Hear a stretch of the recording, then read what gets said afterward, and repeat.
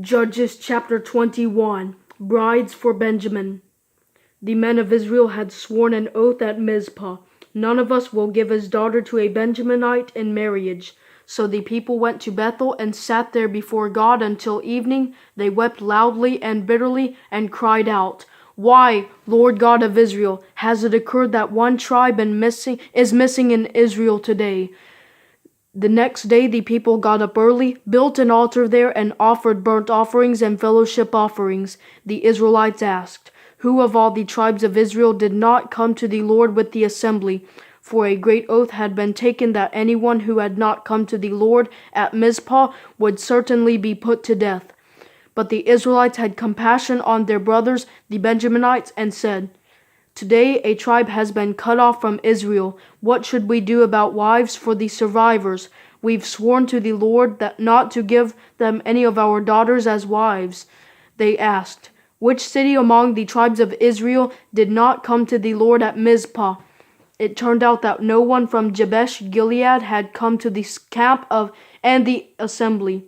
For when the people were counted, no one was there from the inhabitants of Jabesh Gilead. The congregation sent 12,000 brave warriors there and commanded them, "Go and kill the inhabitants of Jabesh Gilead with the sword, including women and children. This is what you should do. Completely destroy every male, as well as every female who has slept with a man."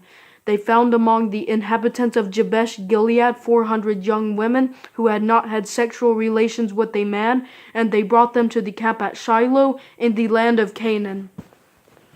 The whole congregation sent a message of peace to the Benjaminites who were at the rock of Rimmon. Benjamin returned at that time, and Israel gave them the women they had kept alive from Jabesh Gilead, but there were not enough for them. The people had compassion on Benjamin because the Lord had made this gap in the tribes of Israel. The elders of the congregation said, "What should we do about wives for those who are left, since the women of Benjamin have been destroyed?" They said, "There must be heirs for the survivors of Benjamin, so that a tribe of Israel will not be wiped out. But we cannot give them our daughters as wives." For the Israelites had sworn, "Anyone who gives a wife to a Benjaminite is cursed." They also said, "Look, there is an annual festival to the Lord in Shiloh, which is north of Bethel, east of the highway that goes up from Bethel to Shechem, and south of Lebonah."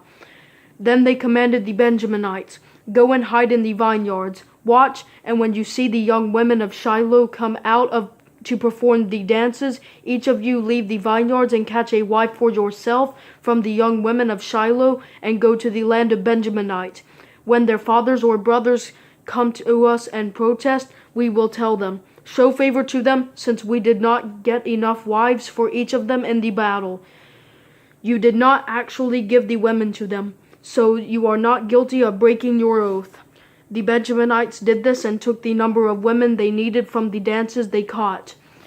Then they went back to their own inheritance, rebuilt their cities, and lived in them. At that time, each of the Israelites returned from there to his own tribe and family. Each returned from there to his own inheritance. In those days, there was no king in Israel. Everyone did whatever he wanted.